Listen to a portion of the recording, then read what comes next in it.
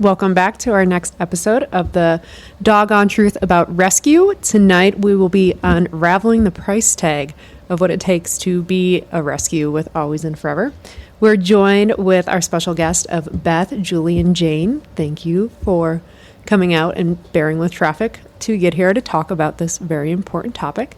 So to start out, if you kind of introduce yourself and what your role is with Always and Forever. I know some of you, it's your first podcast, and some are returners, so welcome back. So I'm Julie. I am the medical coordinator for Always and Forever.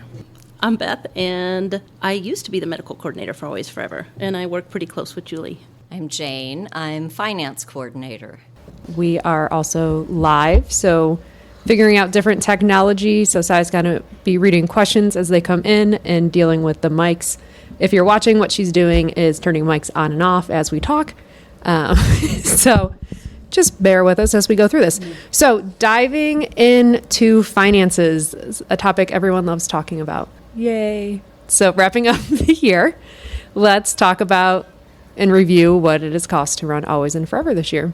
So Jane, I don't know where you want to start, but you brought your folder and numbers, and you're the mathematician sitting over there. So let's just jump into it. Right. So we're talking all in to run everything, or medical, or... Let's go umbrella, and then we can kind of start talking about the different pillars of medicine, boarding, medical, surgeries, shots, all of the nitty-gritty. Overall, to run all of our locations all in is about $2 million a year.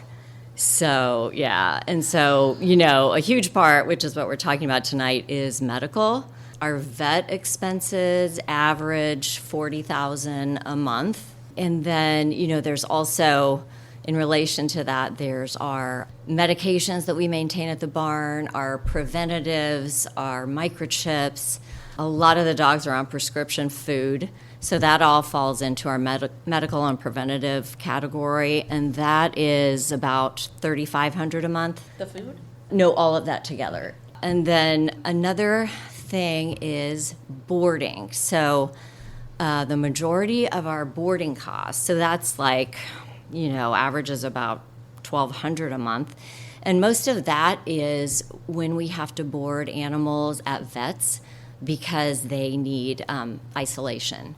So that's your parvo, your kennel cough, ringworm, things like that. But, because they have to be in isolation, that is part of it. So those are like the main categories of, overall, the vet costs. So adding that all up, because I wasn't doing it on the side, how much is that per month just with medical expenses? It's easily, upwards of $50,000 a month. Okay, and I don't think anyone sitting here makes $50,000 a month. No, I think I don't know anybody. What? It is. It's shocking every time I hear it. That's a big number per month. Yeah. I don't know anyone who makes that a month. So how is it funded? Part of it is we have found a network of vets who are supportive of rescue. So they will work with us on pricing, and they either, assign fixed rescue prices for certain items and then discount the rest. That's generally the way it works. So, without that, we definitely, couldn't save as many. And then, of course, just our, worldwide supporters that donate to all of our medical care. That's really what it is. It's all donation driven. Jane, any idea who our most expensive medical is or was? For this current year, I believe it's been Hojo. So he's a little over, $15,000 at least. Yeah. And he's still in boarding, or he's at a foster medical right now? No, he's actually been adopted. As of 2 days ago. No! Is that the hang clap? Yep. If anybody doesn't know Hojo, he's the cutest damn bulldog you ever saw. And he was found crawling in maggots, and not on his skin, but literally invading his body. Holes in his ears, holes in his skin. Julie can probably tell you more, but it was just a really sad situation, and we had many people saying, you gotta let him go. You gotta let him go. Go ahead, Julie. You can take over. Yeah, so when he got to one of the vets and stayed for a couple of days, and then he needed more extensive care, something that we couldn't provide with just a regular vet. So we brought him up to one of the specialty hospitals, and they got a better look at him. And I mean, he literally was just a huge pocket of, I mean, it was. He was getting eaten alive. Yeah. Literally. So on that note, I mean, the maggots were nasty, they were gross, but the maggots are what saved his life because they were eating all of the nasty decay and bacteria there. But he had a long way to go. They had to sedate him, and then, you have to go in there and debride all of that skin. He had such deep pocket wounds and deep tissue wounds, and they did special wraps. And I mean, was it the first night that he got there that you and I Yes. went over Yes. there? And we got down in that kennel, and I mean, he wanted to be here. He wanted to be He wanted to be there, and there was no doubt. So, when people said, "How could you do that to him?" It was like, How could we not?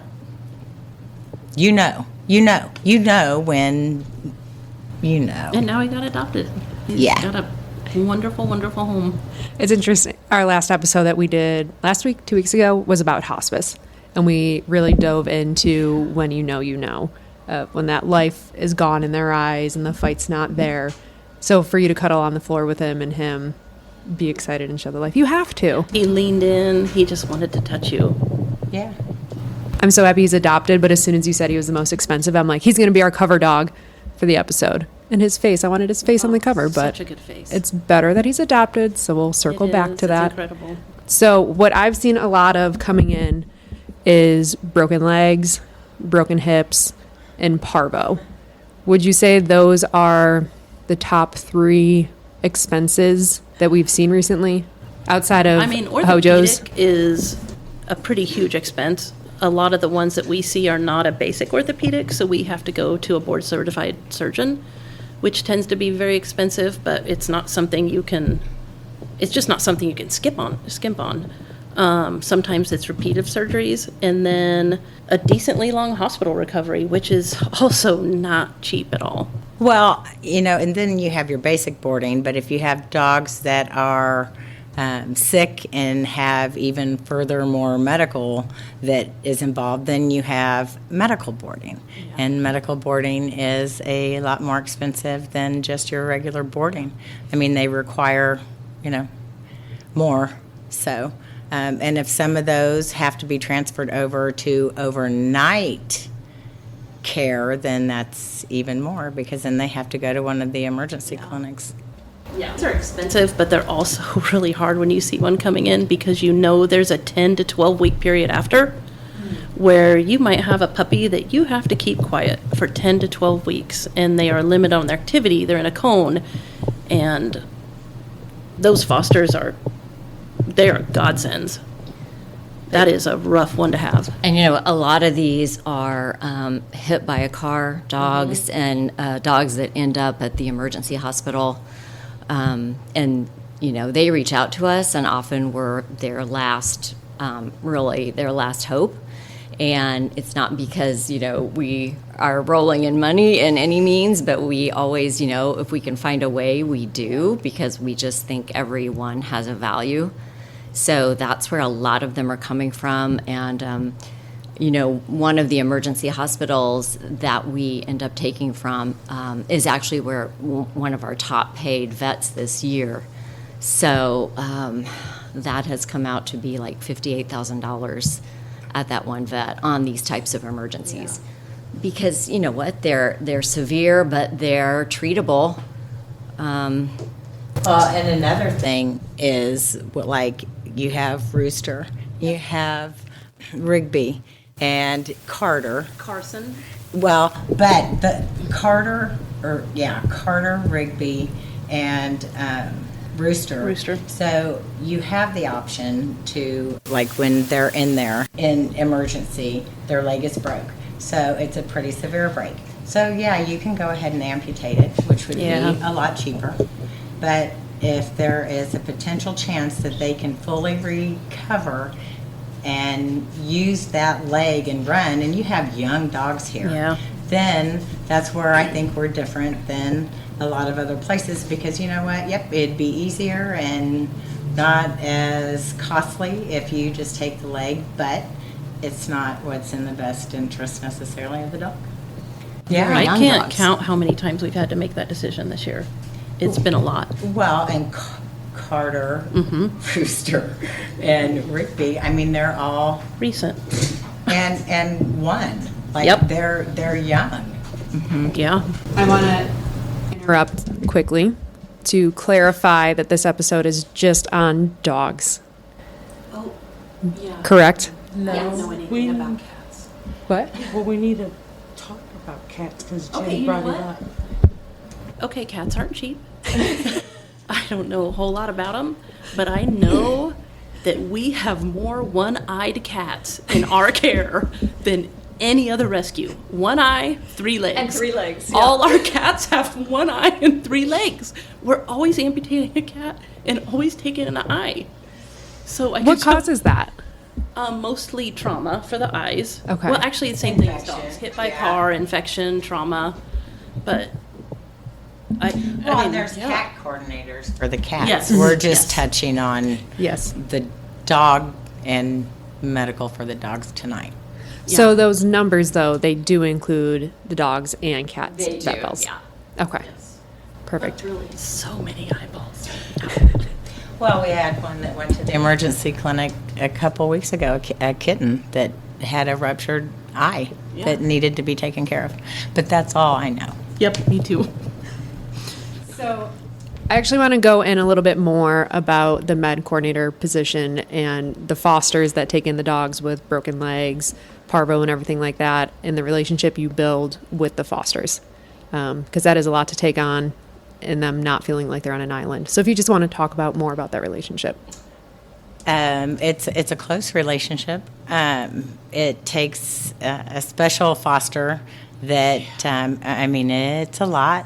When you think of 12 weeks of, every day in and out of, you have a young dog or even an old, but just talking about the 3 Yeah. puppies that we have, I mean, they're feeling better. They want to go run. They want to go play. They're healed. They don't understand. And to have to be confined and, or, walk slowly on a leash. I mean, they're like, what are you talking about? Yeah. So it's a patience and a whole lot of patience. Yes, a whole lot of patience, Yeah. a whole lot of phone calls. Yeah. But yes, it's a very close relationship. I still get texts from adopters and fosters from 3 years ago. So, Well, you're Yeah. invested. I mean, Yeah. you're invested. You love them. You care about them. You care about the fosters too. Yep. I Oh, mean, absolutely. it's. I mean, I don't, if anybody needs support, it's a foster with a dog that is 1 year old and needs to stay quiet. How many of those do you see turn into foster to adopt? Because I think it's different, maybe pouring so much heart and effort into carrying this animal back to health to then give them up to someone else. Truthfully, I don't know. Hojo. But, I mean, I really don't know that number. Yeah, I think, and we do have certain medical fosters, Yes. and they understand. Which, my gosh, they are worth their weight in gold. Like, 100%. Yeah. Yeah. But they know that we need them to future foster, and so you can only take so many at a I time. know. Every now and then there's a foster that adopts, and we're like, oh, we really needed them to foster. But of course, we're really happy as well. Yeah. So what have been some of the most inspiring or heartwarming stories that you guys have witnessed each? Of maybe thinking a dog wasn't going to make it and then is now thriving. Mine's Sally. God, it's Sally. Yeah. Well, and you know what? I was looking through some invoices and stuff so Lorelei, if you guys Yeah. remember her. Yep. So and she did get adopted, but she had been adopted and then returned, and when she came back, she was big. I mean, Okay, like let's She wasn't big. She was morbidly obese. Yeah. But we took her to the vet, and she had an exam, and then, they were palpating everything, and it turned out, so we did x-rays. So her spleen, she had a mass in her spleen. Yep. And I have to tell you that, I have pictures, and, we posted them to where you guys could see it. It was the biggest spleen I have ever seen. It was huge. It was bigger than a cantaloupe. Yeah. Oh, yeah. But anyway, she had surgery, and I went with her foster to adopt, and she's doing great. And that's one of those, you get a return and you're like, oh, that sucks. But that return saved her life. It absolutely saved her life. I want to go back to Sally, because Sally was how many years ago? I don't know. Sometimes it seems like yesterday. Pre-COVID, though. Yeah. So at Yeah, least 3 years. pre-COVID. Can you give a And it was brief around Christmas, I think. brief background on Sally for our new listeners and followers that might not know the story of Sally? Does anybody not know Sally? I don't know. I can't even imagine. Sally was the cutest little pit who came to us. I believe she had gotten beaten. Really terribly. But she came to us, and she's a only dog. She is the sweetest dog. At first, I was like, she's kind of cute. She grew on me so fast. She has the best personality. She was so much fun, and pretty soon it was like she was like our little, kind of like TK. Like everybody knows Sally and her big googly eyes. It was around Christmas. She got super sick, and we took her to the emergency vet. She was there. Somebody can correct me online, but I think maybe 5 or 6 days. Actually, she was there longer. But for 5 or 6 days, they implored us to let her go. They wanted us to let her go, and we couldn't do it. We just couldn't do it. No, this was after she had been with us for a couple years. I'm sorry. Okay. But she was in there. What we thought was a urinary tract infection became a terrible nephritis, and she was just so sick and not getting through. And she was at the emergency vet, which meant she got 24-hour care, and she just wasn't coming around. And every day they said, we think this is the day. We think this is the day. Can we let her go? And we just kept saying no. And then we reached out to actually a vet tech that we knew and said, can you give her a chance? And they knew her from the barn. And they said, and this is a huge emergency hospital system and a small town vet. And she said, absolutely. And Jen and I drove her there. It was past hours. It was probably, I don't know, it was like 8 or 9 o'clock at night. I just remember it was in the dark. And took her over, and they took care of her. And damn, if she didn't come back. And I bet Sally's on. I bet Sally's person is on watching this podcast. I don't know what. But it was, we have pictures of all of us in the pasture ready to say goodbye to her. It's amazing how just change of environment and maybe just that positive energy around her. Could you imagine being surrounded by people all day being like, today's your day? No. And just that energy of hope giving, like, and then it was a whole getting put in front of people's Yeah. energy that is like, we're going to save you. Yep. Today is your day to live. Yep. And Sally lived. And like, I don't know.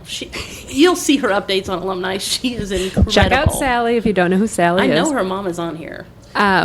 Going back, it's come up twice about people saying a few times it's time to let them go. Yeah. At what point do you listen? And at what point, I know Jen will never listen. No. But that's what do you makes keep fighting? her great. Yeah. We have to have all of it. And you know what? I shouldn't say that right now because she made us go live, and I was not very happy about that. But that is what makes her great. But Julie, I'll let you take that question.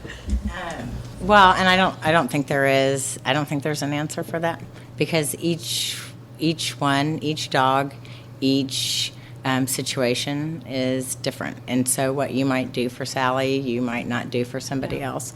It truly just, it just depends. I don't know. There's something. I call it your gut, your intuition. I don't know. And sometimes it's in their eyes. I do think so. It's for sure. Yeah. Yeah. But that said, we do not let a dog go without a powwow. We don't have one decision maker or one anything. We all get together. We have, I think all of us have pretty varying views on when that should happen. So it's a discussion that we take really seriously. Before I switch topics, is there any questions from our viewers? Yes. Oh, here we go, Sai. What have you've just been hanging out? I was waiting for the subject to change. We have questions. How did the med team become a med team, and how did you guys meet? Jane, you want to give us? Yeah, Jane, you want to start us off with that question? Gosh, I started with the sanctuary practically from the beginning, and believe it or not, I actually started as a med coordinator with no medical background. So I just, I don't know how we met, really. We were just lucky to end up finding people who had medical over the years, and it's just kind of evolved. Can you talk about the difference between how we're set up as a shelter and our medical team compared to others? You might not know their structure, but maybe what makes ours unique? I don't know how anybody else is set up, to be honest with you. Right. Do you? I wonder. My opinion on it, I think that how we're set up is more of, there's medical that we know, just experience, but I think what kind of makes us different is, not to say that other people's hearts aren't in it, but I feel like we are there are dogs. We're the owners of every single dog that we pull in. We're connected. Yeah. So it makes it a little more personal. No, when we talked about it on previous episodes with the clause in the contract of if it doesn't work out, they'll always come back to Always and Forever. So every time you pull in a dog, it truly is an Always and Forever dog for life. So yeah, you're right. It is Always and Forever's dog until. Yep. Yeah. And the rule of thumb has always been you do for this dog exactly what you do for your own. Yeah, Wonderful. absolutely. Jane, I'm coming back to you. You're just chilling out over there. Hey. These two can chat all night. Can you talk about the expenses that every dog that comes in to Always and Forever gets, whether that's spay, neutering, vaccinations, heartworm, just the typical cost per dog that Always and Forever takes in without the huge medical expenses? Okay, yeah. Every dog that comes through our door gets complete vetting. It starts with an exam, the vaccinations, the heartworm test, the fecal. That all runs about, and they all get spayed and neutered, so it all can run about $150 for a basic appointment, up to then spay and neuters run anywhere from $125 to $210 depending on weight. So that everyone gets that. And then when it comes to the seniors, we always do a blood panel. So that's pretty standard. And, a comprehensive blood panel can run about $140. So, yeah, those are just the standard, typical expenses. And I was counting, our number of vet visits the other day, and consistently every month we send, it's in the 80s for our number of dog vet visits. And, it's in, the 60s for cats. So that's a lot. If you think of all of that organizing and then just the people that are transporting them, and it's just constant. We also cover the pre-existing health costs. Yes. If they have heartworm, we cover their heartworm treatment at our vet. Yeah. So by that math, that means every single day of each month, there's at least 5 vet visits for Always and Forever. I feel like that seems a little low. It is a little low. Shout out to Judy. Yeah, Judy and Sarah. God bless. Sarah. I feel bad sometimes because Because you look at the Google Calendar. Look, it is my job to get the dog seen and get the dogs cared for. This is how I know you are coordinators, because you both, not doing anything else, you both showed up with your notes and your books and all right. yes. Well, and But that you're is organized and you want to have your facts straight. You're not going to guess on anything. I am organized, but in a disorganized way, probably. Disorganized, Like all my yeah. notes. Organized chaos. Yeah, Over- it is my own system. Love that. So, what can we do when you talked about like the heartworm and the parvo and stuff about educating listeners to prevent some of those? And can we talk a little bit more about parvo with the puppies that come in with it and the care that involves? Because that has been popping up, I think, a lot more Oh, yeah. than what we've seen in the past. It has. So I don't know who wants to start that one first. Puppy passed away today. Posted it today. Yep. Yeah. The little red Passed and away on the white. way to Lawrence. Which is so He did. ridiculous He did. because He you just know what? got that message. It is so preventable. So preventable. How much is a Vaccinations, How much and is that now vaccination? they actually have a new treatment for parvo. $18 Yeah. I mean, for that vaccination. So $18 for the vaccination. If that doesn't happen, what does it end up costing the rescue that takes that puppy in to give it a chance? So Well, if you're yeah. going to the emergency clinic, $3,000 easy. Yep. oh, yeah. I mean, it also depends on the severity. Mm-hmm. I mean, some dogs get it worse than others, but I mean, it can be up in the cost of what, $5,000 if it's Well, if yeah, it's that then- severe. Because then they have to be in isolation for a period of time, even after they're treated. So it's quite an ordeal $18. for something that's so preventable. The same with heartworm. Yep. Just a monthly preventative.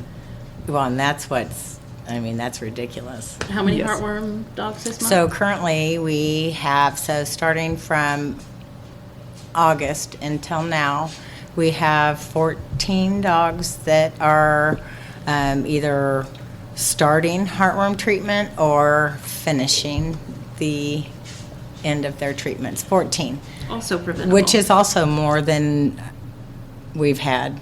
At one at time. once, absolutely. Yeah, we see a lot of heartworm positive Yeah. dogs. How long does it take for the heartworm treatment? Well, it's just it's a pill or a topical. Once they have it. So if they have heartworm, what is the treatment for that? So they will go. Just to educate, Yeah. yeah. So they start antibiotics for a period of time, 4 weeks, and then they have a 30-day wait period, and then they get the first injection, and then they wait so many weeks, and then they go and get the second and third injection, and then you wait so many weeks. I don't know the exact day, but it's a matter of months to go through the treatment. But the treatment is hard on them. It's painful. It's It's not a small injection, pretty close to their spine. You know how they have the rabies clinics? Is there parvo clinics to get easy access to the shots? not that I know of. Not that I I know mean, of it's either. just one of those. They have to go. So when you have a puppy, they go through a series of vaccines. Yep. And it's a matter of, there's either 3 or 4 distemper injections that they will get depending on their age. So from the time that they're born up until they're 16 weeks, at 16 weeks, that's when you typically do the rabies. So from that time period, that's when you do all of your shots and all of your boosters. And it's hard. It's very contagious, and it is not a vet's favorite thing to board parvo, and I can't blame him at all because it is just that contagious. So it is really tricky to find them a place. And the thing is so you have these dogs and puppies, and they have parvo. So a lot of the times they can't be held, they can't be loved, and it makes a huge difference. I have friends that used to put themselves in Like the full little PPE. suits, and would just simply go in and hold parvo puppies, and it makes so much difference. I'm going to admit my ignorance on this topic. Is it contagious to people, or people can transmit it to other dogs? Yeah, you've And got that's to what be it is. you've got to have your protective gear and everything on, and wash your hands, and yeah. Any questions coming in on parvo or any of our topics? Are people still watching? And we're done. We have 49 viewers. Oh, 51. Almost. About half of them have already dropped off once we got to the serious stuff. Once we start talking about But it's parvo. fine. I'm just going back to the 50,000 a month. How do you deal with the comments of how is this sustainable? I think that is absolutely based on who you ask. Exactly. Ask Jen Dulski. Jen Dulski, do you have? It'll be on faith in one way or another. It always works out. I mean, it's a month to month thing. It's you can budget, you can try, but like it's so unpredictable. You know what you're gonna get or who needs help, and it's really hard. Fluctuate month to month, right? Oh yeah. So like what has been the low? Because I know you have the numbers. Yeah. Of like 1 month the lowest to then the drastic change. So I mean, I think our highest month was March. That was like $60,000. Remember March? That was like. I don't know. December's not over, Jane. That is We are true. only 7 days into December. That is true. And what our latest bill with Chloe Jean, with Carter. Just one bill alone was 12,000. Yeah, that we just got. So Yeah. I will well, and say- Stuart Little. Oh, we had yes. 3 Yep. major Del- cases. Delphi. Yeah. 4. All within all within a week, really. Yeah, all It billed seemed at that way on once. social. And that's what I'm going to say. I love how transparent everything is of how much it's costing. Sometimes I don't enjoy the graphic photos of like when Hojo came out, but it shows the truth, the pain, why, like everything. There's no questions asked when those are posted. And also the fundraising connected right to it of what you're looking at cost us this much money. And I think that's important. Yes. I mean, Absolutely. if you're asking, you know, and saying, and prayers when, you know, I mean, it's these guys. Some of these things are pretty serious, painful, you know. Yeah. So have It we does. ever encountered a situation that we thought funding wasn't available and that was a reason to turn an animal away? I think we've definitely had situations where we were worried about funding being available, but there's no way we turned them away. Yeah. Those things don't correlate. And this is going to lead me to my next question, kind of roping in Wichita, of how the numbers were tracking, again, funding on donations, faith, and prayers, of continually taking on additional, what word am I thinking of? Wichita was not originally a part of Always and Forever, but we were willing enough to bring them in without 100% saying, we're going to have the finances to handle this. So I don't know what I'm trying to ask here, but just bringing in how we take stuff on without guaranteed funding for it for the dogs. Opinions, thoughts, topic change Yeah. Oh my goodness. of someone being like, maybe we shouldn't do that. Yeah. But then you look at how many lives have been changed since. I mean, you do, yeah. And you look at the animals, and it's like, gosh, how do you say no, and how do you judge? I mean, Yeah. they all have such value. I think it's been 57 that we've taken from that emergency hospital this year. So, you know, probably close to 150 overall that have come from there. 150 that probably Over- just would have been yeah, euthanized over time, yeah. otherwise. I have a few of them in my home right now. Yeah, you do. Oh, We forgot to ask that question at the beginning. How many animals do you each have in your own home, and how many are from Always and Forever? We can't answer that today. We cannot answer that question today. Julie's afraid that our HOA will be listening. It's fine. You don't have to disclose, but you can just say you have some Always and Forever animals in your home. I do. I have 4 Okay. in my home right now. Wonderful. Some that aren't. Yeah, no, those are just the A and F ones. Beth. We have little tofu right now. Oh, I did. Yeah, I remember you getting it. Tofu, I love that name.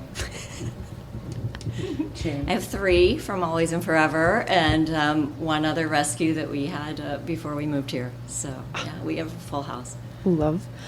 Since Hojo can't be our dog of the episode, what dog is the most in need right now on our medical list that is still needing a foster and or be adopted? Dennis? Another. Tell us about actually, Dennis. We didn't even add him to that. No, we super didn't add expensive him. list. So Dennis is at K-State, and he actually had surgery this afternoon, and he is doing well. I have not given that update yet because I got the phone call on the way down here. So Dennis had a hernia there was a big, it looked like a lipoma on his back end, and it was actually his colon. Yeah, they call it a perennial hernia.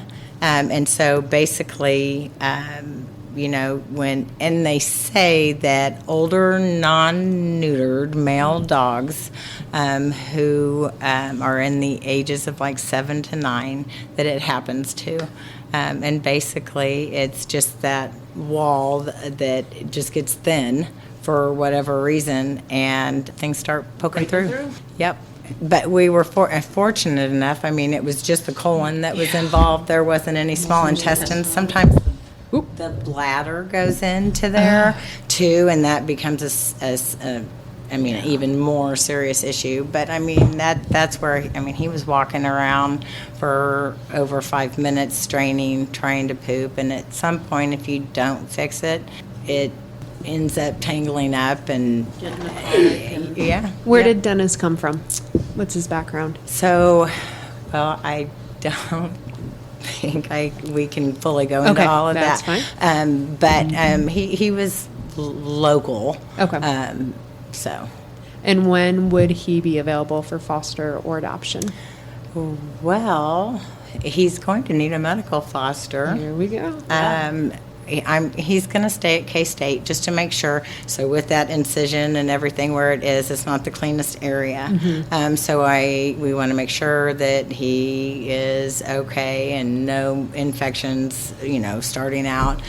So he's going to stay there, I believe, until Monday. Okay. So he'll be inquiring medical boarding at K-State, and then he can be adopted or fostered. And yeah. he is a joy. Like, everybody who comes in contact with him loves him. Yeah, he's a super sweetie. Yeah. What was the question? We did have a question that came in. You just showed it to me. Well, I did. But we have viewers questioning Tobin. You probably You're the one. Yeah, I know. Okay, so everybody, I do have Tobin. Tobin is being amazing, living his life at home. Julie, can you share a little bit more background of Tobin and his health, how long he has? Not really a matter of time that he has. So Tobin has spondylosis. He's has severe arthritis, and sometimes with this, and I always have a hard time saying it, it's DM. And so it's degenerative myopathy. And so with these older guys, I mean, you lose muscle mass, nerve endings, spinal cord, spondylosis. You have disc pain. Yeah, it's honestly where you just have to watch him, and there are carts that you can get for them. There's things and procedures that you can do to prolong it, and keeping him comfortable with medications and far from the location where he would have to go and have that done. So you figure, okay, now he's in the car for another 45, 50 minutes. That also wears on him too. So it just... And fear of strangers. Yep. And so it really just... It's just every situation is different with how you're going to treat and what you're avoid going to him do. from jumping on couches, because we don't kennel him throughout the day. So he finds his way, instead of going to his kennel to lay down, he hops on a couch and just chills all day. I don't block off the stairs anymore. He doesn't care to go up the stairs anymore. Right. And he knows. Yeah. And so, which that is a good thing, is just jumping on the couch. Sorry.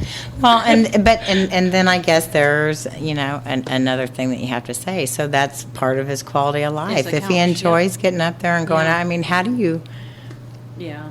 so some of it, You can it's help just, him, get him a sling, get him Yeah. a ramp to make it a little easier, Yep. especially jumping off. Yep. But don't take his couch away. I have one of those push carts too.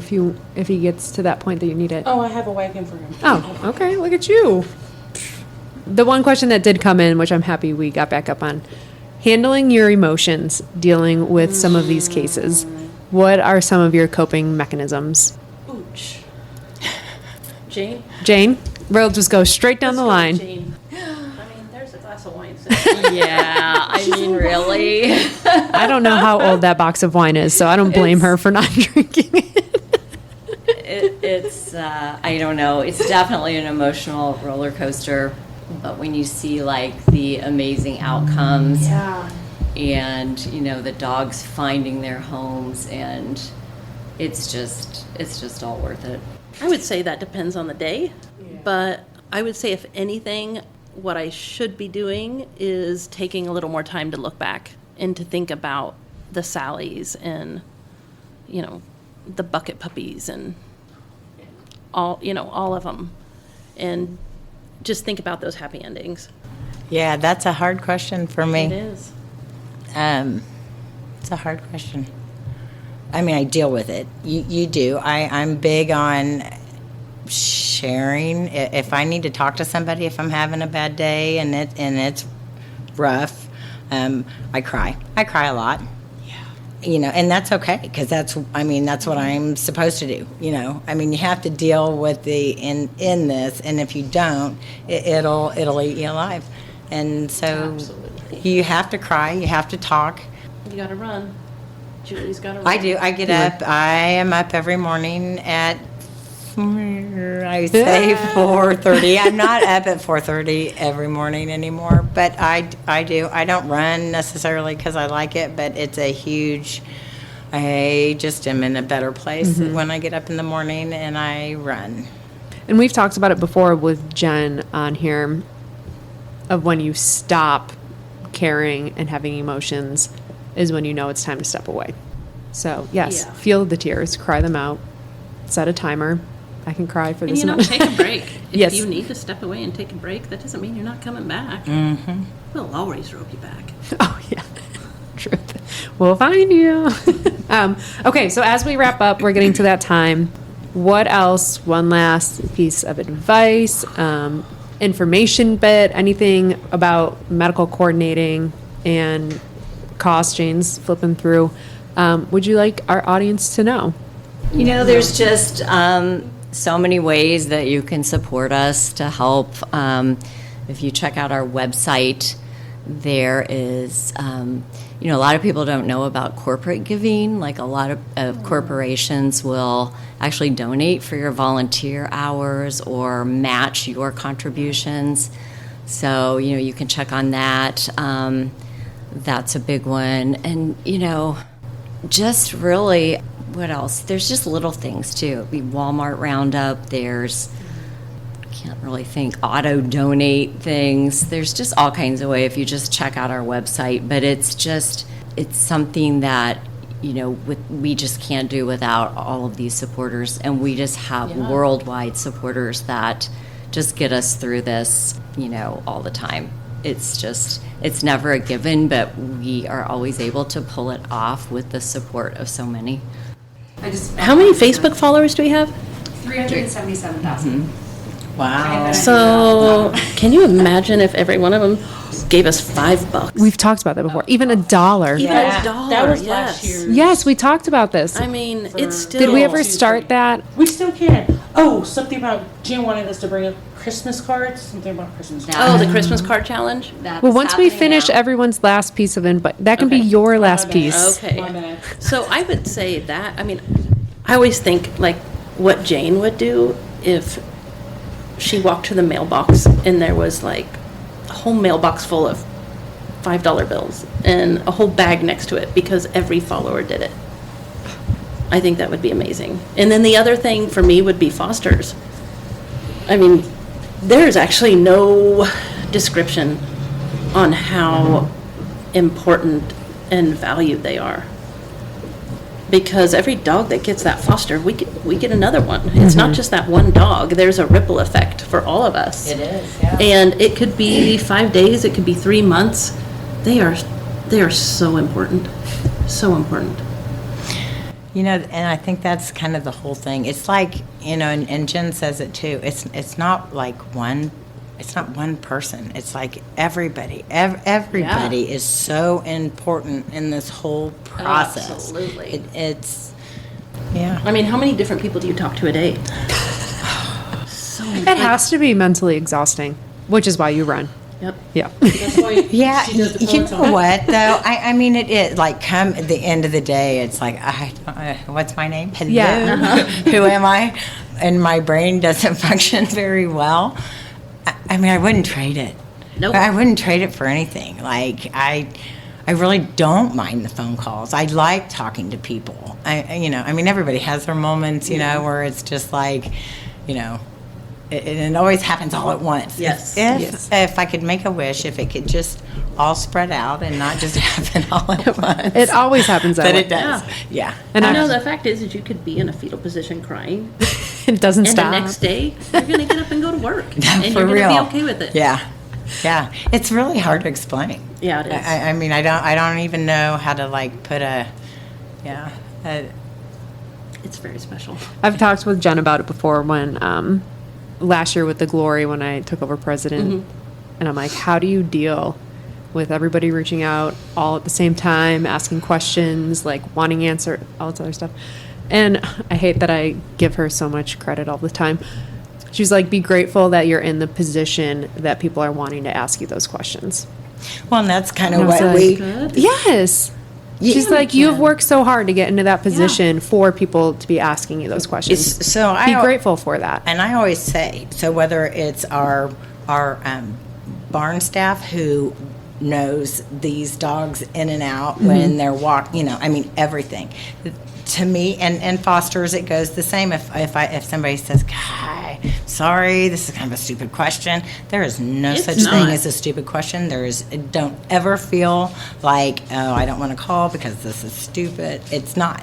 I would rather you call me and ask me, and Yep. let's talk about it, or text me, you know, with the barn staff, whatever. I would rather you ask. I've tried to work on that in my personal life, especially at work. You get like that anxiety about asking questions. And I'm like, why am I so worried about just asking this question? Like, what's the worst they're going to say? Just ask it. But it is true that people think it's like dumb questions or whatever. I'm like, just ask it, and then I'll either know or like, you know. I'd rather you take a picture Yeah. of something, show me, and say, hey, what, you know, if you guys saw my phone. The number of poop pictures. No one is ever going to It steal is- your it phone. is They'll so- open it up and be like, I'm good. Testicles, and poop. It is bloody like, incisions. And, it's so bad. So whenever someone asks to see if I'm sure you're the one like really looking through. yep. Yeah, and then my grandson in there, Yep. too. You know, but what a mixture. Yeah. Okay. So anyway. Well, thank you for sharing. And Sai, you had one last bit. I forgot. Oh my God, Christmas cards. What did you say about Christmas cards? You're the one with the phone. It's Are happening we right doing- now. okay, Yes. Jane, It's a fill us in on Christmas Christmas card cards. challenge. Christmas card challenge. You can mail a card addressed to the dog of your choice or whoever, however many you want. Some people put a donation in it, and we keep track of the amount of cards that each animal gets. You send them to cats as well, and then we will disperse them at the different locations. And the staff actually will read the cards to the dogs. So it's really fun. It's a really fun time to go to the We did mailbox. that last year. I was just going to Yes. say, I feel like we literally just talked about this last year, but it was a year ago. It was. Is this our Yeah. third year? Yes. This is our third year, yes. Yeah. And it is so, I love the videos of them reading it because I think back to Yeah, Kingston. he was on one of the And he was videos. the Valentine's Day one. And she was like, he can't hear me, but I'm still going to read to him. And he just sat there, like, with his little heart felt it. things in. And I'm like, look at this dog. I need to go get him. But, anyways, anything else? Good. Any questions from our 45 strong held listeners? Well, Connie, we need to get you on a podcast. Yeah, we do. For everyone to prepare themselves, Jen is coming Tuesday for another fireside chat. I'm sure she'll want to go live. Get your popcorn and beverages ready for live Jen on the podcast on Tuesday. Are you happy, Jen? What is she saying? animal of the Hey, podcast out. So, I have to give a personal, I don't want to say plug, but to Trike, my little medical foster. I love him, but he is not going to stay at my home, and he is the perfect little guy. He is great with dogs, all dogs. I have small, medium, and large in my home, and he is good. I have 2 cats that he actually is like hanging out with. He's beautiful. He's perfect. He is absolutely beautiful. I will put him and Dennis as the cover photo for this Okay. episode. And also, I just looked up Dennis's photos, and there's one of him in a Santa hat on, which is perfect for this So episode. cute. So, well, we will was a include good thought, their Julie. photos and information on our description of the episode. So, thank you for coming out and sharing your insight and knowledge. And like I said, everyone, buckle up for Tuesday. As always, it's never too late for a happily ever after.